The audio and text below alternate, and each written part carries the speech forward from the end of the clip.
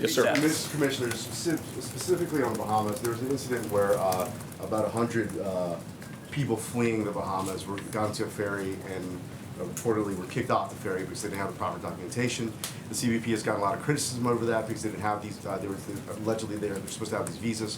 I just want your reaction on that, sir, and I do have a follow-up question on a different topic. So what I would say about the Bahamas is that you can imagine any type of natural disaster like this where you have this huge disaster, a lot of resources going on and responding, there's going to be some confusion. And so what I will say is that's what it was. So CBP, we are not working and telling a cruise line that you cannot allow anyone without documents. That's just not being done, okay? So there's just some confusion there. We will accept anyone on humanitarian reasons that needs to come here. We're going to process them expeditedly.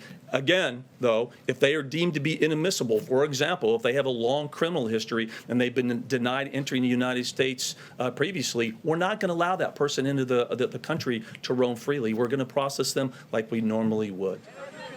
All about to offer temporary protected status to people from the Bahamas.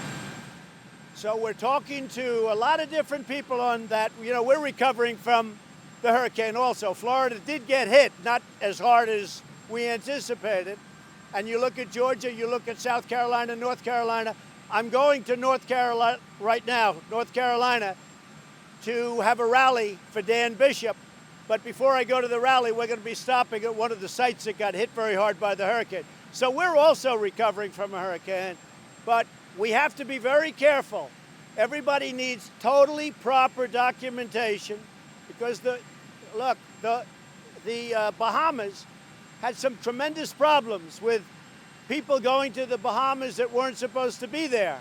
I don't want to allow people that weren't supposed to be in the Bahamas to come into the United States, including some very bad people and some very bad gang members and some very, very bad drug dealers.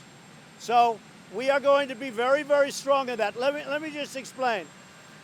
Large sections, believe it or not, of the Bahamas were not hit. And what we're doing is bringing the people to those sections of the Bahamas that have not been hit. We've done a lot of the USA Aid. We've done a lot of work with our Coast Guard, with our FEMA people who have been phenomenal. I mean, they have been phenomenal. So we'll see what happens. We'll see what happens.